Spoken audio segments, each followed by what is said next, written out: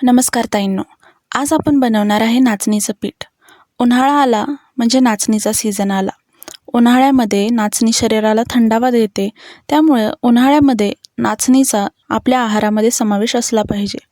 गेली काही दिवस झाले मी घरातच ऑब्झर्व करते, माझा भाऊ वडील बाहेर जातात आणि म्हणतात की अचानक थकल्यासारखं झालं, डोळ्यापुढे अंधाऱ्या आल्या। हे का होतंय तर आता उष्णता इतकी वाढली, 45 डिग्री पर्यंत तापमान जाते आणि हे अजूनही वाढेल। आता तर एप्रिल महिना चाललाय, त्यामुळं उन्हाळ्यात आपल्याला या सीझननुसार आपल्या आहारात बदल केले पाहिजेत, जेणेकरून शरीरात थंडावा राहील, शरीरात शक्ती राहील। आणि त्याचकरता आज आपण नाचणीचं पीठ कसं बनवायचं पाहूया। तर यासाठी इथं मी 1.5 किलो नाचणी घेतलेली आहे। ती स्वच्छ पाण्याने 4 ते 5 वेळा धुवून ती 24 तासासाठी भिजत ठेवली आहे। आता नाचणीचे दाणे बारीक असल्यामुळं ते स्वच्छ करायला अवघड जातं, त्यामुळे हे आपण डायरेक्ट पाण्यानं धुवून घेतो। मग पाण्यानं धुत असताना जसं तुम्ही बघू शकता, यातून प्रचंड घाण निघते। मग हे 4 ते 5 वेळा स्वच्छ पाण्यानं धुवून घ्यायचं। जोपर्यंत पाणी स्वच्छ दिसत नाही तोपर्यंत ते धुवून घ्यायचं आणि मग 24 तासासाठी भिजवायचं। नाचणीला भिजायला किंवा मोड यायला इतर धान्यांपेक्षा जास्त वेळ लागतो। तसंच नाचणीचं सत्व बनवायची पद्धत ही इतर धान्यांपेक्षा लांबट आणि किचकट आहे, पण अशा पारंपरिक पद्धतीनं नाचणीचं पीठ बनवल्यानं त्यातली पोषण मूल्य दुपटीनं तिपटीनं वाढतात।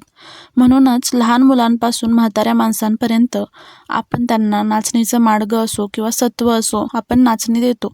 नाचणी इतकी पोषक आहे, ती कॅल्शियमने भरपूर आहे, लोहाने भरपूर आहे, वजन कमी करण्यास मदत करते, मधुमेहाच्या पेशंटला मदत करते, तसंच हाडं मजबूत करते। म्हणजे नाचणीचे फायदे अगण्य आहेत आणि उन्हाळ्यात खास नाचणी वापरली जाते, कारण यामध्ये थंडावा असतो।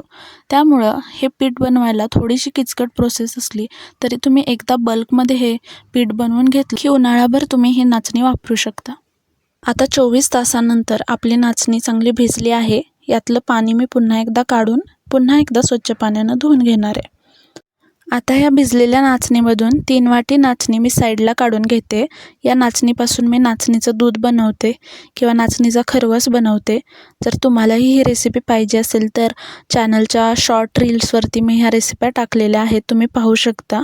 आणि जर तुम्हाला डिटेल रेसिपी पाहिजे तर तुम्ही मला कमेंटमध्ये सांगा, मी तुम्हाला पुन्हा एकदा बनवून दाखवेन। आता ह्या सर्व नाचणीला आपल्याला मोड आणून घ्यायचे आहेत। त्याच्यासाठी मी एक साडी घेतलेली आहे।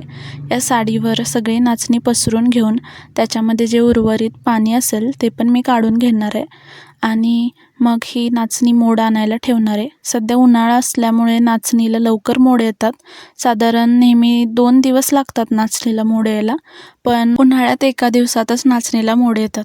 यानंतर आता 24 तासांना आपण बघू शकता नाचणीला अतिशय सुंदर मोड आलेले आहेत। आता मोड आलेली प्रक्रिया झाल्यानंतर आपल्याला ही नाचणी कडक उन्हात 2 दिवस वाळण्याकरता ठेवायची आहे, किंवा फॅन खाली देखील तुम्ही 2 दिवस ही नाचणी वाळवून घेऊ शकता। नाचणी वाळल्यानंतर काही लोक मंद आचेवरती खरपूस असे नाचणी भाजून घेतात आणि मग दळून आणतात, पण सध्या ही नाचणी कडकडीत उन्हात वाळली असल्यामुळे मी डायरेक्ट मेला दळून आणणार आहे।